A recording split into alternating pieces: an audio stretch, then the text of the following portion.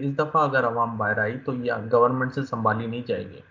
अवाम अगर सड़कों पर आती है तो वो बोलते हैं ना कि एक एहतजाज होता है, नॉर्मल सा एहतजाज, वो समझ में आता है, एक छोटी मोटी रैली समझ में आती है, लेकिन ये लॉन्ग मार्च और धरने ये बहुत खतरनाक है। ये बहुत खतरनाक है। इसमें बहुत तसादुम हो जाएगा और इसमें कोई रिजल्ट नहीं आना और ये लंबा हो जाएगा केस।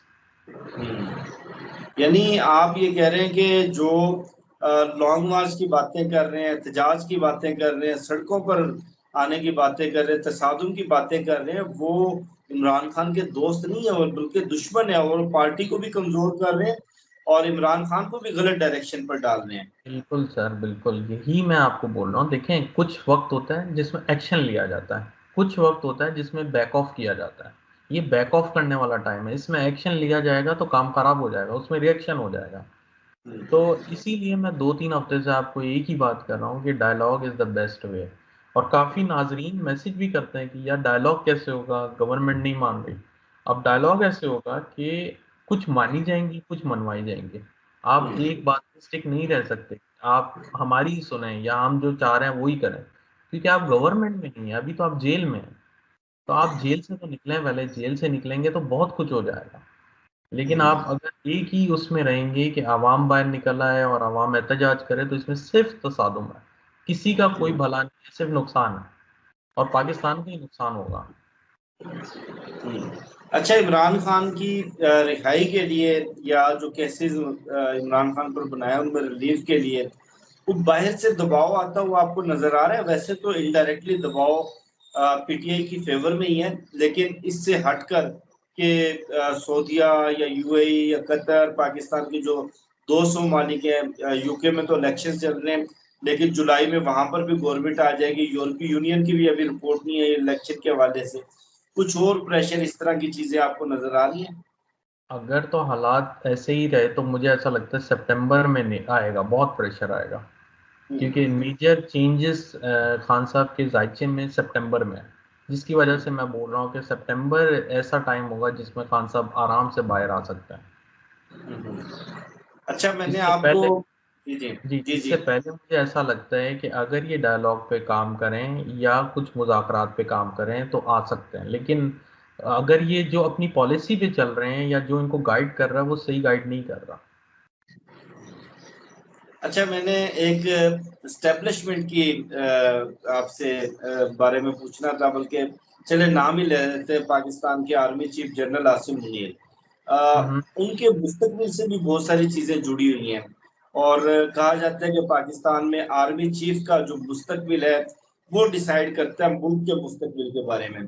तो आर्मी चीफ के जायजे में अभी कुछ आपको इस तरह की चीज नजर आ रही है? कोई परेशानी हो, बैरूनी दबाव वो ले रहे हो, या उस बैरूनी दबाव का कोई असर? मुझे एक महीने के लिए उनके चार्ट में काफ़ी डिफ़िकल्टीज दिख रही हैं, वो कि यही है जुलाई अगस्त का महीना, उसके बाद उनका सिचुएशन बेहतर हो जाएगी और वो एक साल अच्छा निकाल लेंगे। जो मुझे लगता है अगले साल के जून जुलाई तक अच्छा टाइम निकल जाएगा। लेकिन ये जो एक महीना है ये बड़ा ही खतरनाक है। तो ये मैं अगर इन सारी बातों को, पॉइंट्स को कनेक्ट करूं, तो ये जो डॉट्स मैच कर रहे हैं वो यही है कि बैरूनी हालात कहीं ना कहीं ख़राब होंगे, अंदरूनी हालात कहीं ना कहीं ख़राब होंगे, ये जो कुदरती आफात हैं ये होंगी, तो इसकी वजह से मुझे ऐसा लगता है कि उनके ऊपर बहुत प्रेशर होगा। हम्म। और प्रेशर वो फैसला कौन होगा या वो प्रेशर को झेल जाएंगे? नहीं, प्रेशर झेल जाएंगे। उनका जायचा काफ़ी मजबूत है, वो प्रेशर आराम से झेल जाएंगे। ऐसा कोई खतरा नहीं है, फैसला कौन नहीं होगा अभी। लेकिन आपकी प्रिडिक्शन अभी भी मेरे पास सेव रखी हुई है कि उनको एक्सटेंशन नहीं मिल रही जी आर्मी चीफ बिल्कुल। को। जी बिल्कुल बिल्कुल ऐसे ही है, एक्सटेंशन नहीं मिलेगी उनको, एक्सटेंशन नहीं मिलेगी। अच्छा, फार्म 45 के हवाले से भी आपने प्रिडिक्शन दी थी और फार्म 45 खुलना भी शुरू हो गया। अब तक कुछ 10 के करीब हल्के खुल चुके हैं और वहां पर तमाम उम्मीदवारों से फार्म 45 और एफिडेविट मांग लिए गए, यानी कि बयान हल्फी कि आप जो फार्म 45 दे रहे हैं ये असल है, अगर इसमें कोई टेम्परिंग हुई तो आपके खिलाफ कानूनी कार्रवाई होगी। कल गवर्नमेंट एक बिल लेकर आ गई है, पार्लियामेंट में एक कानून लेकर आ गई है कि जो इलेक्शन ट्रिब्यूनल का सरबरा होगा जिसने फॉर्म 45 का ऑडिट करना है, इलेक्शन रिजल्ट्स का ऑडिट कर रहे हैं, वो रिटायर्ड जज भी हो सकता है। अब ये तो अपनी मनमर्जी के जजेस लगा देंगे। तो इस कानून साजी का मुस्तकबिल आपको क्या नजर आ रहा है कि ये स्टे करेगी या ये कहीं चैलेंज होगी और इसको जुडिशरी खत्म कर देगी इस कानून को? शफकत भाई, ये जितना भी कर लें, मैंने आपको 2-3 दफा बोला, ये अदालतें ही बीचर में आएंगी। अल्टीमेटली अदालतें ही इनका रिजल्ट निकालने वाली हैं। ये अगर वो रिटायर्ड जज को वापस लेके आएंगे, मेरे ख्याल से पहले भी हुआ था ऐसे ही कुछ, और फिर वो वापस कैंसिल हो गया और फिर ये बैक एंड फोर्थ चल रहे हैं। लेकिन ये ऐसे ही होना है कि अदालतों के पास ही हर चीज़ का रिजल्ट निकलना है।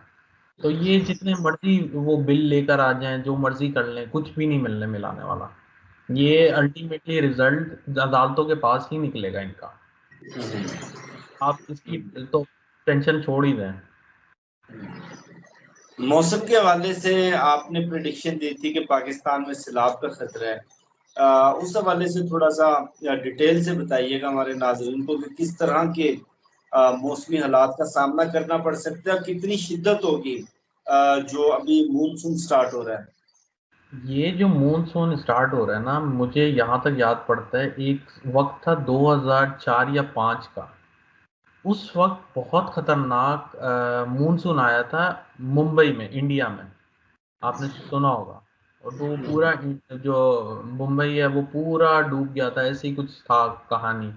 तो मुझे अल्लाह रहम करे ऐसे ही हालात दिख रहे हैं। अल्लाह ना करे ऐसा हो, लेकिन मुझे ऐसा लगता है कि शहर डूबेंगे। शहर डूबेंगे। मैं गांव की बातें नहीं कर रहा हूँ, गांव का तो अल्लाह ही हाफिज है। ये तो शहरों की हालात ऐसे दिख रहे हैं कि ऐसे शहर आधो आध डूब जाएंगे। तो इसीलिए मैं आपको काफी वार्निंग दे रहा था कि ये इनको चाहिए कि कुछ इकदाम उठा लें। क्योंकि आपने देखा है गर्मी की, जब मेरे ख्याल से आपसे हमने वीलॉग शुरू की थी तब गर्मियां शुरू हो रही थी। तो मैंने कहा था इस बार जो गर्मियां पड़ेंगी आप बोलेंगे हमने जिंदगी में नहीं देखी ऐसी गर्मी। और वैसे ही हालात हुए हैं। गर्मी की शिद्दत, रिकॉर्ड सब टूटे। और अब जो बारिशें होंगी, बारिशों के भी ऐसे ही होंगे हालात कि आपने बारिशें भी ऐसी नहीं देखी हैं। आपको ऐसा लगता है बादल फट रहे हैं। मतलब इस तरह से बारिश होंगी कि बादल फट रहे हैं और बादल का एकदम से जैसे वो बाल्टी उलट जाती है ऊपर, वो वाले हालात होंगे। तो ऐसे ही होगा कि आगे चल के इसकी वजह से बीमारियां, वबाई अमराज, ये सब चीजें सामने हो जाएंगी। सबसे ज्यादा है ना वो खतरा है बच्चों के अंदर। क्योंकि बच्चे क्लिक हो रहे हैं इससे। तो प्लानिटरी पोजीशन में बच्चे जो हैं, जो 7 या 8 साल से कम की उम्र के हैं, वो बहुत इफ्लिक्ट हो रहा है। तो इनके लिए सबसे ज्यादा खतरा है इन बारिशों का। और मुझे ऐसा लगता है कि वो करंट भी अल्लाह रहम करे, वहां पे बहुत मसला हो जाता है, खंभों में बिजली की तारें गिरती हैं, रोडों पे हादसात होते हैं, वो बैनर गिरते हैं। तो ये हादसात की वजह से अमवात भी बहुत होंगे। ये खतरनाक क्रिटिकल टाइम है। और मैं यही आपको अर्ज कर चुका हूँ काफी दफा कि पाकिस्तान बड़े मसलों में उठेगा एकदम से। और पाकिस्तान पूरी दुनिया में उलझने होना शुरू हो जाएंगी कि ये एकदम से सब चीज बैठी हुई थी, ऐसा क्या हो गया कि सब चीज एकदम से उल्टी चलना शुरू हो गई है। आप लोग ये भी बोल रहे होंगे कि भाई हर साल सैटर्न रेट्रोग्रेड होता है, ये बात भी बता दो। ऐसा नहीं है कि पहली दफा हर साल सैटर्न रेट्रोग्रेड होता है। लेकिन उसके साथ जो प्लानिटरी कॉम्बिनेशन होते हैं ना, वो ऐसे नहीं होते। ये समझे 50 या 80 साल के बाद ऐसे हालात बन जा रहे हैं जिसमें ऐसे प्लानिटरी कॉम्बिनेशन होते हैं। इनकी वजह से ऐसे हालात बनते हैं। ये है मीडिया पीछे की गेम या मीडिया पीछे की कहानी, जिसकी वजह से हम लोग वार्निंग दे रहे हैं या काफी एस्ट्रोलॉजर मतलब बोल रहे हैं कि हालात अच्छे नहीं दिख रहे हैं इनको। तो इस वजह से क्लाइमेटरी पोजीशन बहुत खराब है।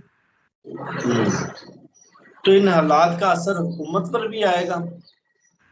शफकत भाई, जाहिर है, जब देखे ना, हुकूमत तो पूरा ही नहीं कर पाएगी किसी भी चीज को। वो तो बजट डाल के आवाम के ऊपर पहले प्रेशर डाल रही है। पेट्रोल की मतलब प्राइस आसमान से बातें कर रही है अभी। इसी तरह जब खुदा ना खास्ता ऐसे हालात होंगे, शहरों में पानी होगा और कोई उसको निकालने वाला नहीं होगा, तो ये तो हुकूमत पे एक धब्बा है ना बहुत बड़ा, कि हुकूमत क्या कर। तो ये चीजें बहुत क्रिटिकल हो जाएंगी। और आपने मेरे ख्याल से शायद खबरों में भी सुना होगा, आपको तो ज्यादा ही नॉलेज होगी खैर, कि कहीं कहीं अभी से ही हालात ऐसे हो गए हैं कि 15 मिनट की बारिश में शहर आधा डूब गया। तो खुदा ना खास्ता 24-24, 36-36 घंटे कंटिन्यूस बारिश होगी तो आप अंदाज़ा लगा सकते हैं कि हुकूमत ने क्या करना है, कुछ भी नहीं करना, वो क्या करती आ रही है। तो जाहिर है ये जो टाइम है हुकूमत के लिए काफ़ी क्रिटिकल टाइम है। आपने बिल्कुल पेशन गोई की थी कि हीट वेव की वजह से इतनी शिद्दत की गर्मी होगी कि पाकिस्तान ने कभी ऑब्जर्व नहीं की होगी। और अभी कल ही खबर आई है कि कराची के अंदर कम से कम 800 लोगों की अमवात हुई है, एदी फाउंडेशन का दावा है। और हुकूमत ने दबा लिया सारा डेटा, और हुकूमत ने कहा ये नेचुरल डेथ्स हैं, 2-2.5 करोड़ का शहर है, इतनी डेथ्स होती हैं। इसी तरह लाहौर के अंदर कम से कम 600 लोगों की डेथ्स हुई है, और वो भी खबर दबा दी गई। बल्कि गवर्नमेंट ने जो न्यूज़ चैनल है उनसे रिक्वेस्ट करके वो खबर ही टेक डाउन करवा दी। तो वाकई हीट वेव और मौसमी तब्दीली ये जानलेवा साबित हो रही है। जी बिल्कुल ऐसे ही है, और अल्लाह रहम करे, और मेरी दुआ है कि ये ऐसा ना हो। लेकिन ये बारिशों वाली बात जो है ना, ये नहीं दबेगी।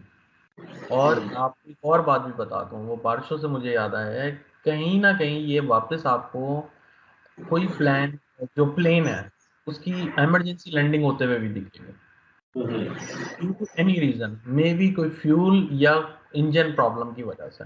ये भी आप, क्योंकि ये प्लैनेटरी पोजीशन ऐसी है कि कोई प्लेन की इमरजेंसी लैंडिंग होगी और कोई इंजन की खराबी की वजह से, टेक्निकी खराबी, ये सब चीज़ें आपको दिखेंगी। तो ये हादसा वापस हो सकता है। बहुत शुक्रिया आपके वक्त का। मुझे शफकत अली और मलिक महबूब साहब को दीजिए इजाजत।